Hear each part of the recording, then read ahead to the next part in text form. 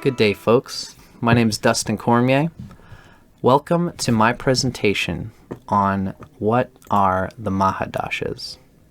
This is my presentation I'm going to be doing for my Year 4 thesis as a student of Asheville Vedic Astrology.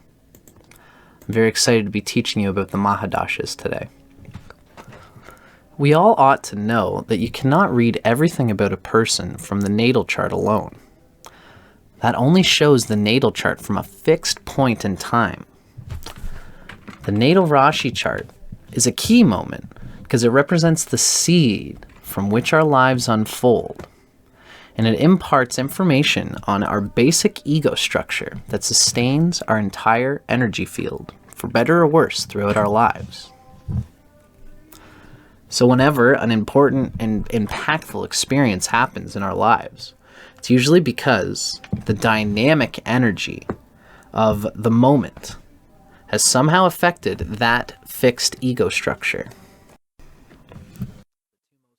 The two main styles of predictive analysis in Vedic astrology are the Dashas and the transits. Transits are better known as Gochara in ancient Jyotish.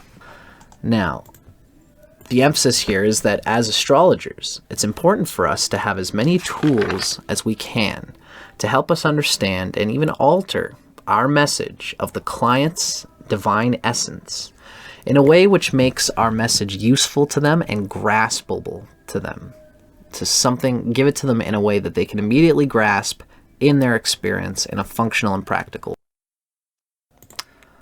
Now we're going to talk a little bit about the root words, the etymology of this important phrase, MahaDasha.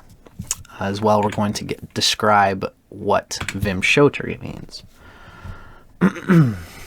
Mahadashas Maha actually means great, because there are actually many different types of Dasha periods. The word Dasha itself actually means a bite, a bit, something like a portion. A bite is actually the closest definition. It relates to digesting, as many things in Vedic lore often do, because life is an experience of digesting our DNA, essentially. So a dasha is a bite, a little bit that you eat in order to fully digest something. That something being the infinite timeless light. In order to eat the infinite timeless light of our Atma, we have to digest it in little bits, little dashas. The Mahadasha is the great period. It's kind of like the hour hand. And then the Antar Dasha is a smaller period. And we're going to talk about how there's the bigger dasha and then a smaller dasha that goes along. The Mahadashas are actually specifically related in the way that we understand the typical dashas. The Mahadasha is related to Vimshotari Dasha. Vimshotari simply means 120 years. There are other popular dashas as well. The most popular ones being the Chara Dasha, which we actually use in Asheville Vedic Astrology along with the Vimshotari. And then there's the Kala Chakra Dasha.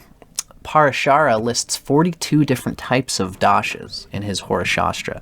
So there's lots of these different dashas, but the main ones that are typically used, the main one, is Vimshotari Dasha.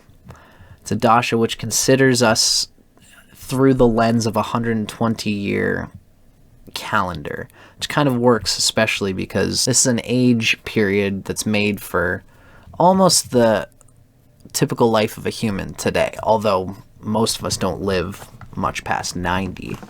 It is interesting to know what other kind of dashas might be there, and what subtler energetic influences we might be receiving if we didn't have to think about our earthly life. You know, I'm a yogi sitting on a mountain meditating. Doesn't have as much of the much ado of the worldly life that most humans are working through, and so they might be able to appreciate subtler dashas that show different cosmic energies coming through. But this one is one which we can all experience as people who are living in the world, dealing with other humans in business, and etc. Now let's just have a brief word about Nakshatras and about Ayanamsha. I myself use the tropical-based Kritika Ayanamsha. Keyword here is that Vimshotari is based on the Nakshatras, particularly on the moon's movement through the Nakshatras. The Nakshatras are, allegedly, portions of our 360-degree circle of space, which is divided into 27 sections, rather than the 12 we know from we can see the tropical zodiac is there within it. Dividing the 360-degree circle by 27 signs instead of 12, it gives us the convenient measurement of 13 1/3 degrees of space. That's 13 degrees and 20 minutes, or 20 pieces of a degree. Of course, there's 60 pieces that make up a full degree. This is how much space each nakshatra takes. 13 degrees and 13 1/3 degrees. According to this system, according to the nakshatra system. Now, sidereal-based nakshatras suppose that this measurement is in the stars. As I said, this is the great debate going on. And the sidereal system correlates the nakshatras with stars in the sidereal constellations. The subject of which stars line up with which nakshatra is a subject of great controversy in the astrology world today. Tropical-based the Kritika Ayanamsha is based on really more of a tropical phenomenon. And it considers that Kritika Ayanamsha is the first nakshatra that starts at Aries. And it starts at the same place that Aries does on the vernal equinox. But, however you decide to define the nakshatras, we know that each nakshatra takes up 13 degrees and 13 1/3 degrees of space in the zodiac. In the traditional system, nakshatras were each broken down into padas. So each nakshatra, as we can see here, like we've got Mula there, we've got Purva Ashada, then Uttara Ashada. Those are all these nakshatras here. The nakshatras themselves are split up into 4 chunks. 1, 2, 3, 4. 1, 2, 3, 4. That makes up each one. And now this is like an old way of doing things, and this is more important in the in old ways of doing nakshatras. It's less used in our school of Asheville Tropical Vedic Astrology, at least until we clarify globally or whatever the nakshatra system that we're using, whether it's going to be sidereal or tropical or what have you. But I know that, you know, don't be dismayed by this, because this is just the way the world of astrology is kind of unfolding right now. There's a lot of things that need to be re-quantified now that technology and telescopes and things are getting tighter. Some things in astrology are being worked out. That's why Ernst Wilhelm always has to do so many patches on the Kala software. But I digress. Each nakshatra has an ancestral lord correlated with it. The planetary ancestral lord is the planet which bears the first Mahadasha when the natal moon is placed in that nakshatra. So, for example, when the moon is in Kritika, unfortunately I don't have anything that says it, but Kritika, when the moon is in Kritika, when somebody is born, that means they're born into the sun Mahadasha. When someone is born in Rohini, they are born in the moon Mahadasha. When someone's born in Mrigashirsha nakshatra, then they're going to be born in a Mars Mahadasha. So basically, the moon just goes through all of these. And each nakshatra takes up a standard amount of space on the zodiac belt. It's the moon's passage through a nakshatra at birth which determines one's starting dasha length. So, you know, we know that, for example, each nakshatra takes up different amounts of time, unfortunately. Here we go. Venus Mahadasha lasts 20 years, the sun lasts 6 years, the moon lasts 10 years. So each one takes up a different amount of time. And the amount of space that the moon has traveled in a nakshatra is equally proportionate to the amount of time left in the starting Mahadasha.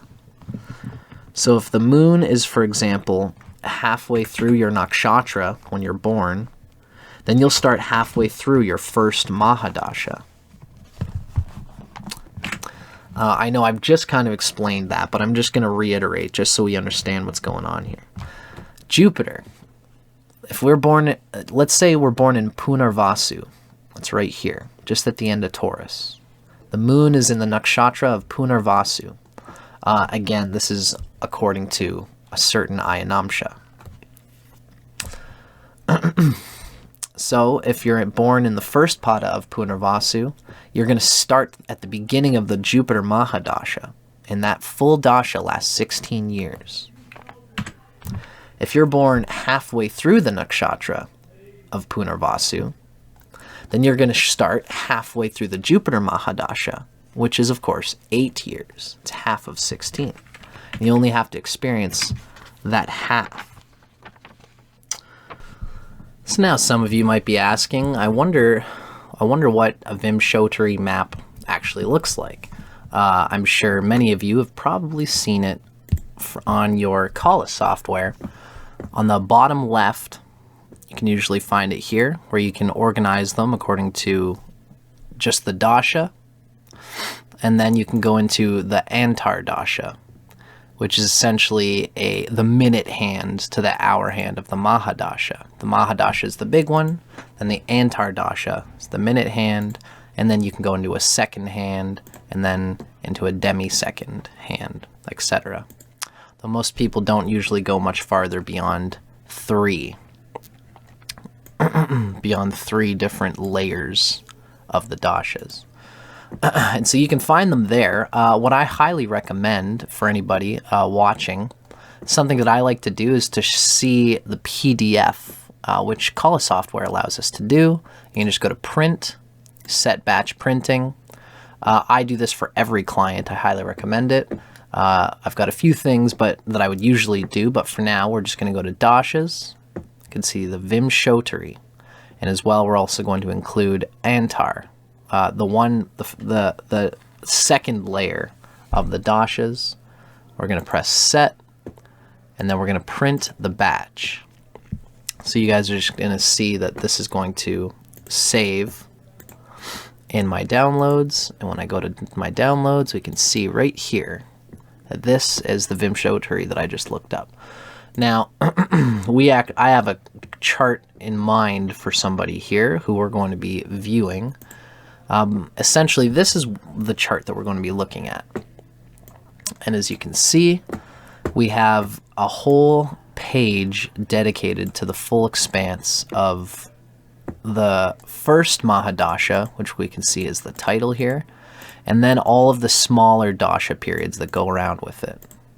For example, this person was born in the Mars Dasha, although they only had 3 years left of the Mars Mahadasha, and so they came into the Rahu Mahadasha at 3 years old. Now we can see that we start off with the Rahu Dasha, and then we go into the Rahu Mahadasha with Jupiter as the Antar Dasha. I'm just going to zoom that in.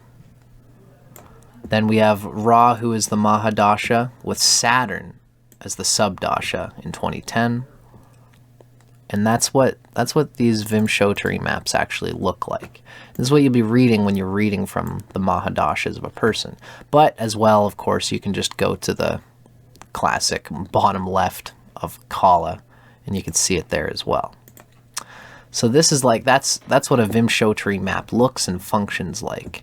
Now is our time in this part of the video to actually talk about we're going to start getting into the guts of the Vimshottari chart by showing this example of this case study. This is a client of mine, and this is somebody who I already know quite a bit, although once again, they're a young person, and so many of the things in their chart are going to take a little while to unfold because they have such an emphasis of Saturn in their chart. This is going to be our case study. Before we get there, the one thing that I want to do for everybody watching, this is just to kind of give you a little bit of a rundown. I'm going to show you a more condensed list of how we interpret the Mahadashas. But for now, I want to just give you a little picture of my general notes taken from my class in the Dasha semester. So feel free to just view this, pause it, and then you can also check out the second page, pause it here. This would be the second part. Feel free to pause it. And then feel free to pause it here at the end too. So that's just a little something to give a little bit of extra information, but that was a wide scope of information. Now I'm going to condense it down to what I have given in my presentation. This is how we interpret the Mahadasha period. We have the natural effects of the Graha. We have the houses that Graha is a Karaka for. We have the house lordship and whether that planet is auspicious to the Lagna. It's a hugely important one. Is this planet the Atmakaraka? What are its general conditions in the chart? What are its implied Dasha yogas? What do the transits say about the planet as the person's experiencing that Dasha period? And what is the natural age of the person experiencing? And how does that age jive with the planetary Dasha in question? For example, Saturn being a planet of old age, it's always a bummer when somebody has to experience old man or old woman karma when they're at a young age. We can see how those things would interlap. So this is our case study here today, and this is the chart that we're going to be studying a little bit in this case study. First thing we're going to talk about, of course, is the natural effects of the Graha. What do we mean by this? Well, we're literally just talking about whenever you experience every Dasha, again, we're going to be experiencing everything about the planet that relates to the Dasha.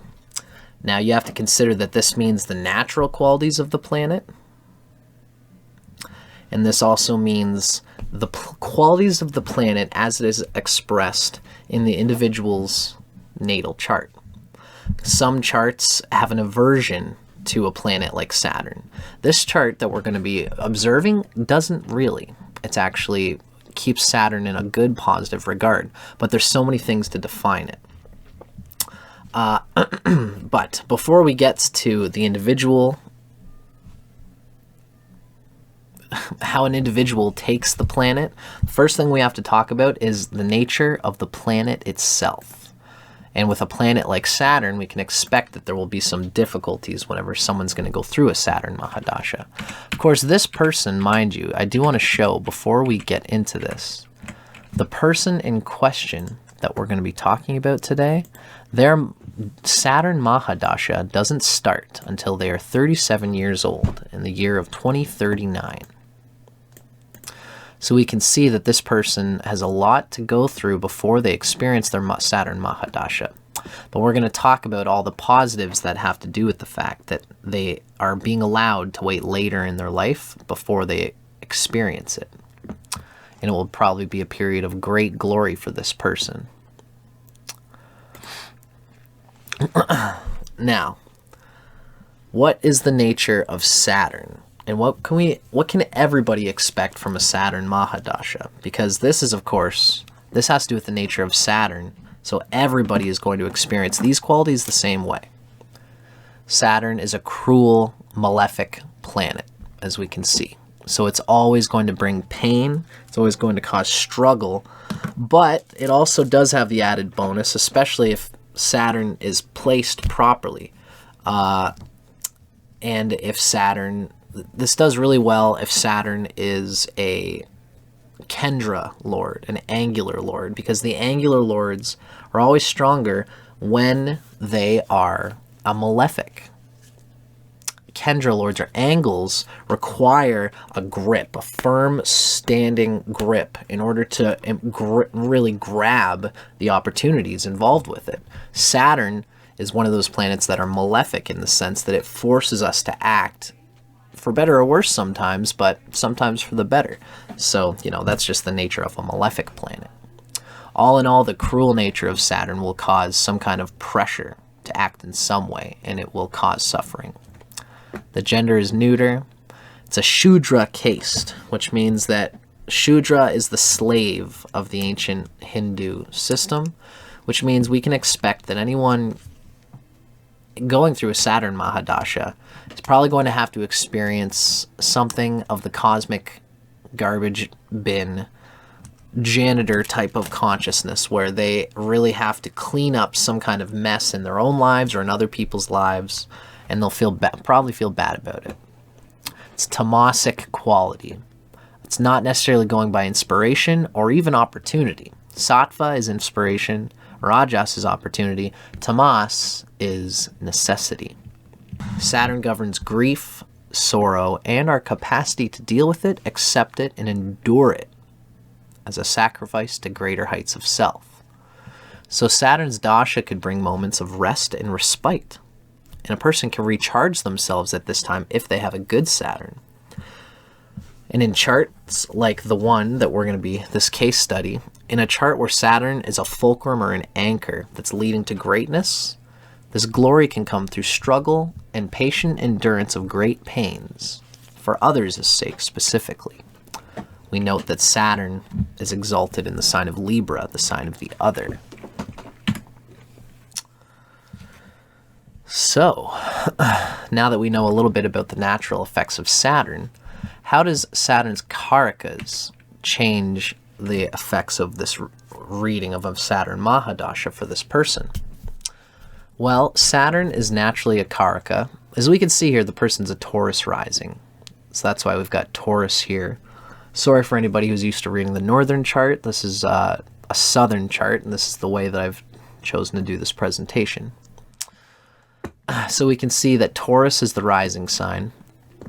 Therefore, that Libra is the sixth from the Lagna. That's what we mean. We're not talking about house cusps here. We're talking about karakas of the houses from the Lagna. Libra is the sixth from Taurus. Sagittarius is the eighth from Taurus. Aquarius is the 10th from Taurus. And Aries is the 12th from Taurus. So whatever pains and sorrows relating to relating to these houses for this person and their lords, these houses will be the arbiters for the suffering and grief which Saturn will likely express, because Saturn is a karaka, it's a significator of these houses. So these four malefic houses, generally malefic, are going to be emphasized during Saturn's period. This is going to be the same for any Mahadasha. Like Venus is the karaka of the 7th house, and so during Venus's dasha, the 7th house will be emphasized. If all these houses are stable and well positioned, it helps to reduce the pain and suffering we could expect from Saturn's dasha. This goes to show you the amount of confluence that happens in a chart. Saturn relates to the theme of suffering and pain and enemies and effort and struggle and sustainment of struggle towards higher means and higher gains. If all the houses relating to that theme of suffering and effort, if they're all well placed, even if Saturn is trash in the chart, this would do a lot of help to reducing the suffering we could expect. As well, you know, in a chart like this, where Saturn is the Atmakaraka, as we're going to see, and it's an important part of the chart, we can see that these houses are going to be portals for great effort, great redemption, and resolution of problems when Saturn starts to wake up for this person. Now, the house lordship. This is a very important one. The house lordship is going to talk about whether the lord itself is auspicious to the lagna in question. For a Taurus lagna, this is a little diagram I got from Asheville Vedic Astrology, and of course the information comes from Brihat Parashara Horashastra. You can see Taurus here is the ascendant sign. The green A signifies an auspicious rulership, an auspicious planet ruling, therefore, a house that is considered auspicious to the lagna. For example, the second house and the fifth house are considered auspicious simply because the fifth house is always auspicious. Here we also have the ninth and 10th house are auspicious because that's Saturn, and Saturn rules the ninth house. Any planet that rules the ninth house will generally be auspicious. As well, Saturn rules an angle here. It's the 10th house, and Saturn's a malefic. We can note that malefics ruling a Kendra, an angular house, are considered auspicious. Brihat Parashara has also told us that the ninth is the most auspicious lord, the fifth is the second most, and then the Lagnesha is the least of the auspicious lords, although still considered auspicious. Here, the inauspiciousness of the sixth house, ironically, can turn Venus a little bit evil. The first lord is blended in with the sixth lord Taurus, and so Venus is a little bit evil. That's why we read Jupiter, Venus, and Moon are evil. But Saturn, along with the Sun, are auspicious for a Taurus lagna. Auspicious Saturn rules the 9th and 10th houses, and this shows more confluence towards themes related to the 10th house, because of course we saw that Saturn is a natural karaka for the 10th house. So 10th house themes are becoming a bigger and bigger thing for this person in their Saturn Dasha, because Aquarius is ruled by Saturn, so Saturn rules the 10th house, and it's a natural karaka for the 10th house. And of course, Saturn rules Capricorn, which is the natural 10th house of the zodiac. So lots of career things are involved with Saturn for a Taurus rising. Now, is this planet the Atmakaraka? This is a very, very important, groundbreaking reality that a lot of people have to understand, is that, you know, what defines greatness and glory and retribution and really just greatness for the soul? It has nothing to do with anybody else's marker. It has to do with your soul's experience. And so for somebody like this person, for whom Saturn is the Atmakaraka, the suffering that Saturn is involved with is going to be the great arbiter of soul purpose for this person in a lot of ways.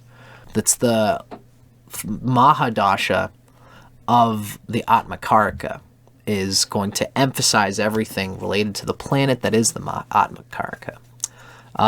If you don't know what the Atmakaraka is, I highly recommend you look it up, because it is really one of the foundational aspects of, well, Jaimini astrology, but astrology in general. Atma, of course, means the soul, and Karaka means the signifier. So Saturn signifies the soul for this person, and that's why we could see that Saturn Mahadasha is going to be very important for this person, for better or worse. Now, this is all stuff that can be considered by anybody who has Saturn Mahadasha and who has Saturn for an Atmakaraka, but now the dreadfully important part, which is, how is Saturn actually placed in this chart? So there's a few things that we could look at here. I mean, you know, generally to define the health of a planet in a chart, there's lots of different ways that we would want to do it. So we can see here, this Saturn, this is more stuff that I've printed through Kala. We can see that this Saturn is with Rahu in Gemini in the 2nd house. The fact that it's with Rahu gives it a little bit more emphasis and importance in this person's chart. Rahu brings a desire, a deep, deep, deep desire to manifest the things related to Saturn. So, what are the aspects like for this? What are the aspects like for this Saturn? That's the first thing that I've given to us on my little list here. We can see here the aspects to Saturn. Well, if we zoom in, we can see that the Sun is affecting 30 points to Saturn. The Moon is affecting 12 points, and Mars is affecting 17. Altogether, these add up to quite a deficit towards the Saturn in the Logitati of Ashtas. Sun and Mars are both malefics here, and the Moon is also considered a malefic as well. So all three of these add up to 59 points of malefic damage, while Mercury here is considered, it's technically considered a malefic as well. Venus is the one surefire benefic that is helping. Ultimately, though, Kala has considered that this adds up to 59 points of benefic energy and 59 points of malefic energy hit towards Saturn. So, those are Saturn's aspects. We're pretty mono a mono in terms of malefic versus benefic aspects. Of course, the real bigger question is what this affects Saturn in the Logitati of Ashtas. As we can see here, thankfully the damage being caused by the Sun, Moon, and Mars, altogether it adds up to quite a bit. But the big boost from Mercury is coming from the fact that Saturn is in the sign of Gemini, ruled by Mercury, which is a friend of Saturn's, and that's why Saturn gets that boost. As well, Saturn's friend Venus is also giving Saturn a trine aspect. The 9th house trine from Venus, and that gives Saturn another 308 points. That stops Saturn from floating under, brings it up to 583. So Mercury and Venus really do a lot, because of course we know that the Logitatis are hugely important to any description of a planet. We know that this Saturn can keep its head above water and can do what it needs to do in order to keep pushing and keep manifesting the reality that this person needs to manifest in order to get the best out of their lives, especially during this Saturn Mahadasha period. Those Logitati of Ashtas are going to help a lot. Shad bala is another very important factor here. Of course, the Shad bala of a planet, you know, we could go through Shad bala in a lot of different ways. For this person in particular, the Shad bala of Saturn is actually a little bit lacking. We can see that it's only at 289 points total, where it requires 300. Saturn's one of the easier planets that can get its Shad bala typically. For it to only be at 96% really does show that there is it's the lowest Shad bala for this person. This is a pretty damaging factor to what we can expect from this Saturn. This would surely give this Saturn quite a debilitating capacity, a lack of capacity to manifest and to have true power to express the heights of what it ultimately ends up getting going. At a basic level, this Saturn will struggle to manifest itself for this reason, particularly in dashas that involve, for example, Saturn Sun Dasha. We can see that Saturn is starved by the Sun. Saturn is starved by the Sun that little bit. So Saturn Sun Dasha, Saturn Moon Dasha, and Saturn-Mars Dasha would all give a little bit of extra struggle towards this Saturn. The Sun would even bring it. Well, none of these planets, thankfully, would bring it underneath its capacity to work. But again, that general Shad bala score does hurt Saturn a little bit. And if we really wanted to, we could dig through and see the individual specific things where Saturn is damaged. In particular, I think this Saturn is damaged through dig bala, because it's very close to the first house cusp. And so this Saturn is damaged in its ability to be moved by the growth available through other people, because it's a little bit too close to the first house. It tries to grow through itself, which of course we know that Saturn is debilitated in Aries, and it gains strength closer to the 7th house cusp in particular, sort of for the same reason. The last general picture we would give in terms of defining the Saturn strength is really the prosperity of Saturn. As we can see, it's in the sign of Gemini at the very end of Gemini, which means we can see that it's in Mrita Avashta. It is in the sign of a natural friend, so at least it is placed in Svapna, or sleepy but not sleeping. Svapna gives an average capacity to express Saturn's potentials. That's Svapna Avashta. While being in Mrita, or pretty much dead Avashta, also reduces Saturn's ability to... That really reduces a lot of the negative we can be expected from Saturn here, as well as reduces its ability to do what it needs to do, to express its power and influence. And that's more of a bummer than anything, considering that Saturn is the Atmakaraka here. Saturn is Rashi aspected only by Ketu, Saturn itself.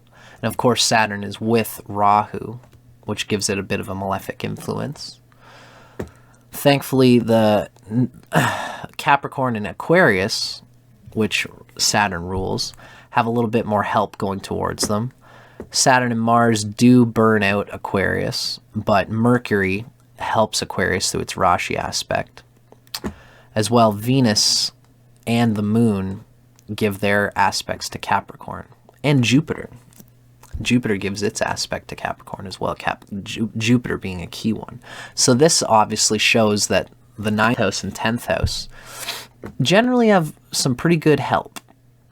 Venus and Jupiter helping Capricorn, the 9th house, brings a lot of positive ethical disposition to this person. The fact that, I mean, the moon is malefic, and that is damaging to this Rashi. As well, Sun and Mars are malefic, and they are damaging Aquarius, that is true. But the fact that Mercury is supporting it gives that 10th house much intelligence with which to deal with what it lacks. Ultimately, the Saturn, those two houses do have some help. Saturn is pretty equally put in terms of benefic versus malefic attack, or aspects from other planets. The Logitati of Ashtas add up to more of a plus than a minus on Saturn. So altogether, it's an average to, if not slightly below, Saturn's capacity to express its highest potentials, in a general note on this chart. Of course, if we were to really do a deep dig, we would also have to look at the Shodasha Vargas and see how Saturn is situated, particularly with all the 10th house confluence here. We'd really want to see how Saturn is placed in the D10 chart, as well as, you know, how the Lagna Lord of the D10 is doing and how the 10th house of the D10 is doing. In this case, Saturn is in the 10th house in Pisces, sort of neutrally placed with Ketu there, which is probably not all the most promising thing. There's a lot that we could look at in there, but I do digress. It is a positive thing that Mercury and Jupiter are both in Aquarius and Capricorn in that D10. This would bring Saturn some positives when it gets to its highest expression, especially Saturn being in the 10th house, in the D10. All of these things say some interesting things. Ultimately, we would also need to look at the dignities of Saturn in the Vargas, because this is another hugely important thing. Whenever we look up any Mahadasha planet, or what we expect the Mahadasha to bring for that planet, when we look at Saturn here in the dignities in the Vargas, of course, those Vargas for which Saturn is in its own house, or where it's exalted, or in a friendly sign, those Vargas are going to have a much easier time. So during the Saturn Dasha, the 2nd, 3rd, 4th, the D4, the D7, the D10, and the D60, thankfully, it's an important one. All of these are going to have a little bit of a positive emphasis on their energy, which is generally pretty okay, although it's neutral in the Navamsha, which is a little bit damning and damaging. Saturn has an pretty even Ishta and Kashta rate, which means it's not going to cause, it doesn't have too much Kashta, so it won't burn out the things that it's aspecting too bad, unless it's aspecting anything which is just showing a clear, distinctive amount of damage that that planet is already weak and can't deal with. As well, the all-important Ishta, Subha, and Digbala score is critical to showing any possible yoga powers in a chart. Saturn is itself a yoga karaka for Taurus, because it rules the 9th and 10th houses. But unfortunately for this chart, the damage of the Digbala in particular really uproots any capacity for this Saturn to display any really rock and roll yoga capacities when it gets in combination with things. You know, even for example, when this person is experiencing Saturn Dasha with Venus as the Bhukti, there's an angle between them, and you could even call this a little bit of a yogic expression, because Venus is the first lord and Saturn is the 9th and 10th lord. But ultimately, the Saturn, whatever Saturn can bring to any yogas like that, is weakened because it doesn't have the strength it needs in the Ishta, Subha, Dig compartment to really make any big waves. This is something for another lesson, but it is relevant to defining what we expect out of a dasha. So these are just a few of the things that we need to look at when we are describing the general strength of a planet in a chart. Now, an incredibly important aspect of the Mahadashas, which I'm sure that a lot of people don't typically often think about too much, is this idea of the Dasha yogas. And we could actually go through, once again, when you go to your Kala software, you go to the yogas, and you go to the Dashas planets section, you look inside, and you'll see that there's Dasha yogas given for each person's chart, a huge list of them, and they're very illuminating. Now, it gives you a huge list of them, as you can see here. For this person in particular, we've got a ginormous list of these possible Dasha yogas that could be experienced. However, it's for all the planets. Now, what I've done is I've condensed, for this person, I've condensed these yogas into 4 points. And these are them here. We can see that Saturn is associated with Rahu, and the Dasha of a planet associated with Rahu gives untoward effects, even though he is otherwise auspicious. The end gives grief, disease, and displacement. So unfortunately, this is something that this person is going to have to expect. Even though Saturn is this great important planet, Rahu is really going to give some difficulties, even though Saturn is quite auspicious. As well, so of course we can see this in this chart, right? We can see that Saturn is with Rahu there. Now, Saturn is the Dasha of a planet with a Marika Lord or in a Marika Bhava produces unfavorable effects. Of course, we know that this Saturn is in the 2nd house, which is a Marika house. Do you see why these Dasha yogas are important? There's a whole world of stuff there you might not realize. If you utilize Kala properly, you can find these things. If the Dasha of a planet, like i.e. Saturn, is otherwise good, but it's in a Maraka house, then there's displeasure from the government and loss of wealth.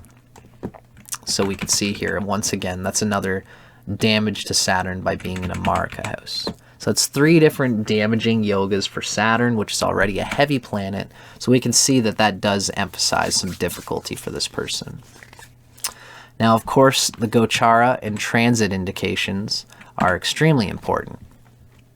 The transit factors, some people say, are really the most important thing, because you can't do much internally, because the Dashas are an internal experience. But what you can act on internally is useless if there is not the physical reality in the external physical world. So, when it comes to transits, that's what Gochara is, by the way. There's a fixed reading and then there's a dynamic reading with regards to transits. And this is what I mean. With transits, you can ask, first of all, where was the planet that rules the Mahadasha at the start of the Mahadasha period? And how is it positioned from that planet's natal position? So, for example, when this person started, let's see, what am I looking for here? When this person started there, I'm just got to make sure you guys can see. When this person starts, I should say, starts their Saturn Mahadasha, they're going to be 37 years old, and that is going to be in the year of, it's going to be in November of 2039. So, in November of 2039, Saturn is going to be in the sign of Libra. This is very good, important, big news, because Saturn is exalted in the sign of Libra. So this is what I would basically do. When I'm telling anybody, you don't have to do it this way, but when I'm telling somebody their Saturn transits are actually my best friend as an astrologer. Because it's such a slow-moving planet, people can always feel and see the Saturn transits through the houses. And so I would explain to people, okay, Saturn's been coming along, it's been going over here. Now in 2037, that's when your 2039 rather, that's when your Saturn Mahadasha is going to start at 37 years old. It's going to be right here in the 5th house. And so Saturn, by being in Libra at the time of the Saturn Mahadasha, Saturn in Libra is going to predominate the themes of this whole Saturn period, all the way through, from 2039 to 2056 to 2058 or whatever. So that's what this slide is essentially saying.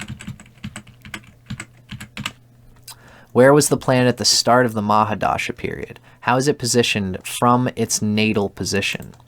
So, in 2039, Saturn is going to be in the sign of Libra. This person's going to start their Saturn Mahadasha. And Saturn is going to be in the 5th house from itself.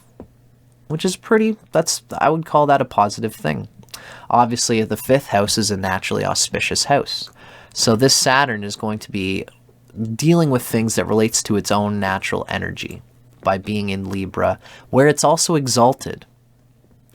There's a lot of positive luck being expressed through all of that. But of course, as well, we actually have to also describe for the person, as they're going through that Mahadasha, where is the planet now? Where is it headed? Are there upcoming transits to the house, that Saturn's in, its cusp, its lord, etc.? So, for example, let's say, it's the year of 2045, the person's in the Saturn K2 experience. By that time, Saturn will be in the sign of Sagittarius in around 2045. And so this person at that time, I would be telling them, well, you're in a Saturn Mahadasha, which means that Saturn is going to have a deep emphasis in your life, including where it's transiting. So if Saturn is presently transiting Sagittarius, that means that the themes related to your 8th house are going to be specifically deeply worked through the whole time you're going through the Saturn Mahadasha. The whole time that Saturn is going through that house. Everything is going to be heavier through the Saturn transits during the Saturn Dasha, of course. But you can look for these kinds of insights when you're telling anybody about any Mahadasha. I find Jupiter and Saturn are the easiest to speak to because they're such slow-moving planets that people can see very easily how the transits affect them. But I digress. This is kind of how you would define and talk about the transits for a person's chart. And then finally, a very important conversation ultimately is to talk about the Nisargaja natural Dasha. And that's the age.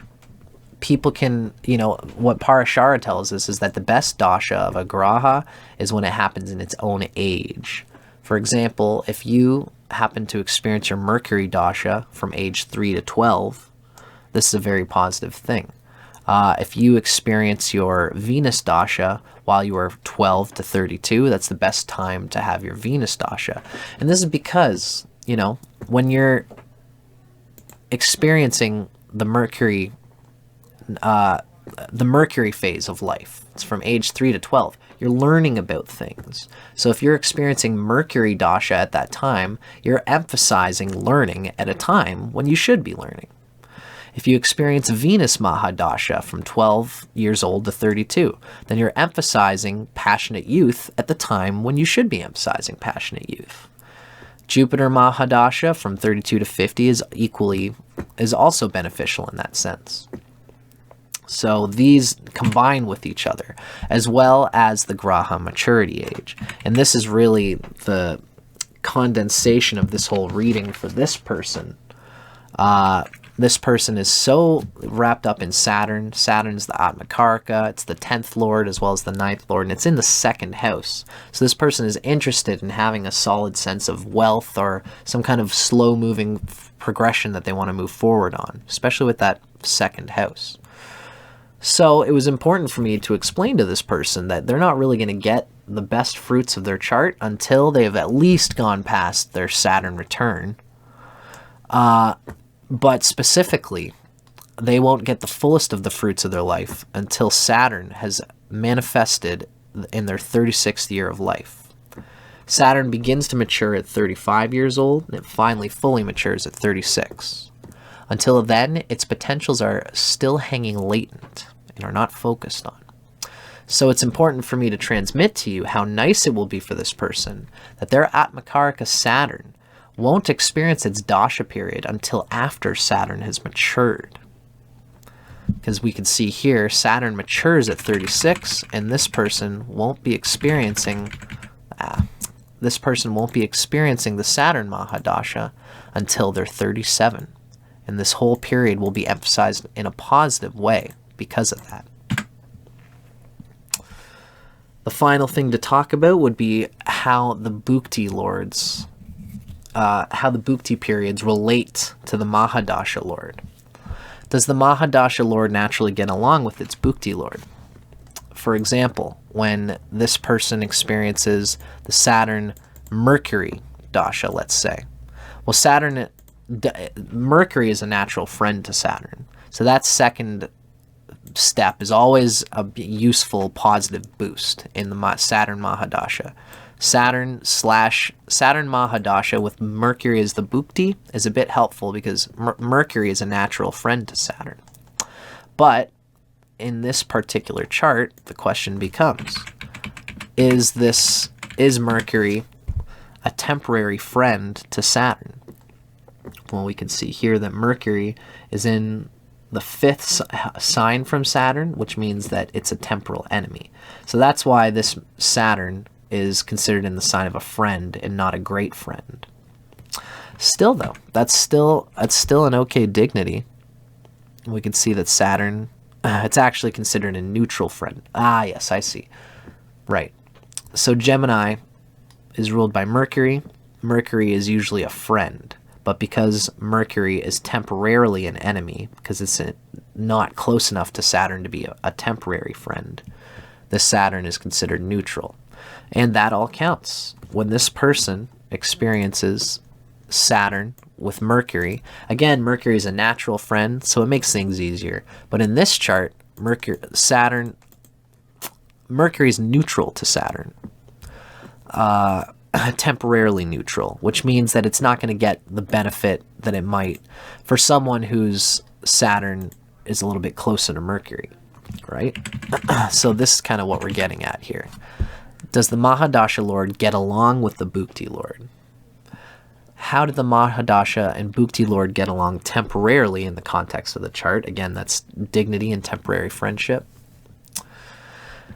Are a Mahadasha's Bhukti Lord, is a Mahadasha's Bhukti Lord placed at an angle, a trine, or a planetary aspect of some sort from the Mahadasha planet? So how might those Bhukti periods affect the narrative of the Mahadasha planet?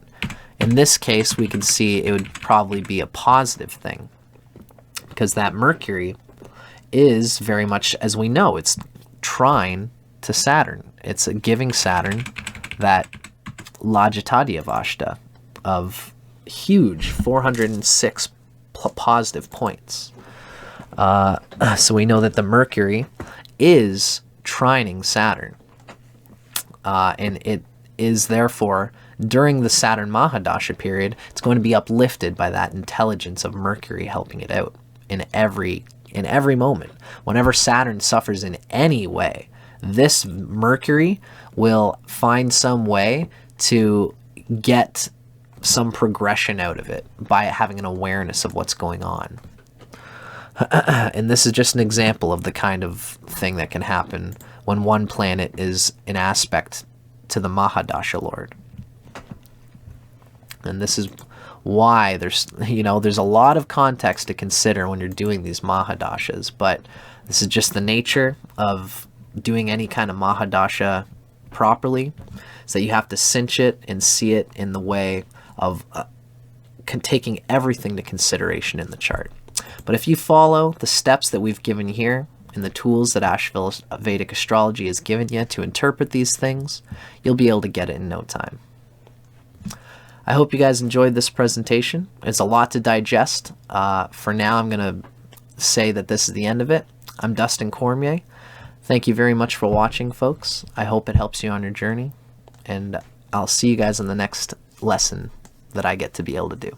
Thanks for watching.